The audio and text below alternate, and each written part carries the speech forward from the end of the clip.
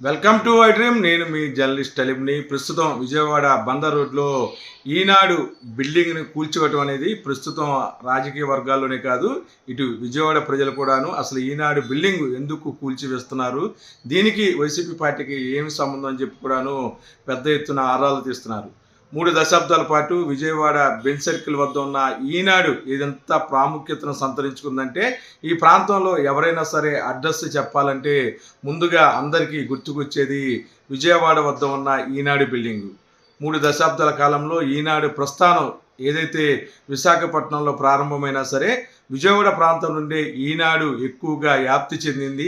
ఈ ప్రాంతంలో ఉన్న సామాజిక కోణం రామోజీరావుకి బాగా కలిసి వచ్చిందంటారు రాజకీయ నిపుణులు, అలాగే జర్నలిస్టు సోదరులు. మొత్తమే కూడాను ఈనాడు ప్రస్థానం విశాఖపట్నంలో ప్రారంభమైన విజయవాడ ఈనాడు చాలా ప్రాముఖ్యతను సంతరించుకుంది. నందమూరి తారక రామారావు రాజకీయాలు రావటం వద్ద నుంచి ఏదైతే చంద్రబాబు ముఖ్యమంత్రి అయ్యే వరకు కూడాను ఈనాడు తన స్థాయి ఏ విధంగా మార్చుకుంటూ వచ్చింది, ఏ విధంగా ఊసరవెల్లి రంగులు మార్చిందో కూడాను తెలుగు ప్రజలందరూ కూడాను తెలిసిన విషయమే. ఈ నేపథ్యంలో ఈనాడుకి సంబంధించి ప్రస్తుతం బెంచ్ సర్కిల్ వద్ద ఉన్న ఆస్తి వేరే వారికి చెందింది. ఆస్తికి సంబంధించి గత కొద్ది రోజులుగా, అంటే కొన్ని సంవత్సరాలుగా కూడాను కోర్టుల్లో వాయిదాలు నడుస్తున్నాయి. చివరికి సుప్రీంకోర్టులో ఎవరైతే స్థల యజమాని ఉన్నారో ఆయన తన ఆస్తిని కాపాడుకున్నారు. ఎక్కడైనా సరే రామోజీరావుకి అద్దెకిస్తే ఆ అద్దె తాలూకు ఆస్తులు ఎవరైనా సరే మర్చిపోవాలి, ఖచ్చితంగా ఆస్తులు తిరిగి ఎవరనేది అందరూ చెప్తున్న విషయం. అద్దెకి సంబంధించిన ఏదైతే అగ్రిమెంట్ల విషయంలో కానీ, తర్వాత అద్దె చెల్లింపులో కూడాను రామోజీరావు బాగా సతాయిస్తారు, కోర్టులోకి పిలిచి ఇబ్బంది పెడతారని చెప్పి కూడాను కృష్ణా జిల్లా ప్రజలందరూ కూడాను చెప్పే పరిస్థితి.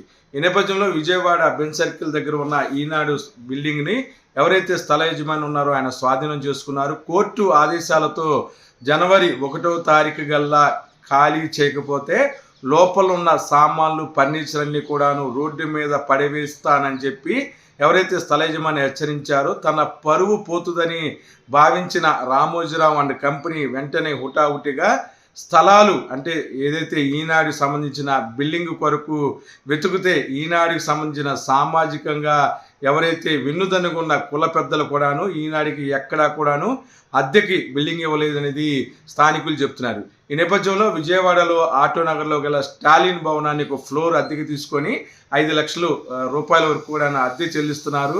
హుటాహుటిన ఫర్నిచర్ అంతా కూడాను జనవరి 1 తారీఖున ఆ ప్రాంతానికి మార్చివేశారని చెప్పి కూడాను కొంతమంది పనిచేసే ఉద్యోగస్తులు చెప్పడం జరిగింది. ఈనాడు ప్రస్థానం సంబంధించి ఎదుగుదలలో కీలక పాత్ర పోషించిన విజయవాడ ఏదైతే ఈనాడు ప్రస్థానం ఉందో అది పూర్తిగా కూడాను కుప్పకూలిపోయింది. అంటే 3 దశాబ్దాల కాలం పాటు ఎందరికో ఏదైతే తమ చీకటి కార్యకలాపాలను ప్రశ్నించిన వారిని బ్లాక్మెయిల్ చేస్తూ తన పత్రిక ద్వారా భయభ్రాంతులకు గురి చేసిన ఈనాడు రామోజీరావు దూకుడికి కళ్ళెం వేశారు ఒకే ఒక్క యువ హీరో, ఆంధ్రప్రదేశ్ యువ ముఖ్యమంత్రి వైఎస్ జగన్మోహన్ రెడ్డి. మార్గదర్శి సంబంధించిన పెద్ద ఎత్తున స్కామ్ని వెలికి తీసిన నేపథ్యంలో ప్రతిరోజు కూడాను వైఎస్ఆర్సీపీ పార్టీపై పగబట్టిన ఈనాడు తన విషపు రాతలను రాస్తూనే ఉంది.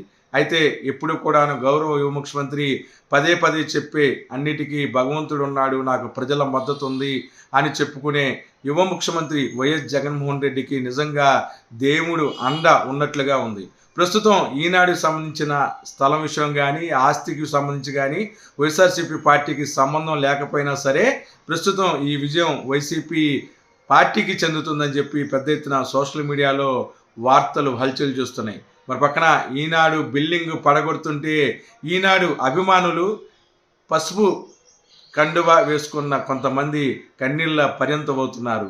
ఈ పాపం ఎవరిదని వాళ్ళు ప్రశ్నించుకుంటున్నారు. ఖచ్చితంగా ఈ పాపం ఎవరిది? ఈనాడు ఆస్తులను అద్దెకు తీసుకున్న రామోజీది కాదా? ఈనాడు పేపర్ని అడ్డం పెట్టుకుని విజయవాడ బెంచ్ సర్కిల్ వద్ద ట్రాఫిక్ని మళ్లించాలని, ట్రాఫిక్ ఇబ్బందులు తొలగించాలని చూసిన కార్పొరేషన్ వారిపై కోర్టు కేసు వేసి ఈనాడు బందర్ రోడ్డు అభివృద్ధిని అడ్డుకున్న మాట వాస్తవం కాదా? తనకి అద్దె వస్తుందని చెప్పి అద్దెకిచ్చిన యజమానిని కోర్టుల చుట్టూ తిప్పిన పాపం ఈనాడు రామోజీది కాదా? ఇవన్నీ ఎవరు చేశారు? ఇవన్నీ ఖచ్చితంగా ఈనాడు రామోజీరావు చేసిన పాపాలి. దానికి పర్యవసానం దానికి సంబంధించిన పనిష్మెంటు ఇప్పుడు అనుభవిస్తున్నారు. ఈనాడు ప్రాంతంలో ఉన్న ప్రస్తుత బిల్డింగ్ దృశ్యాలను మీరు చూసినట్లయితే మొండి గోడలు దర్శనమిస్తున్నాయి. ఈనాడు సంబంధించిన బిల్డింగ్ మొత్తం కూడా స్థల యజమాని కూల్చివేస్తున్నారు.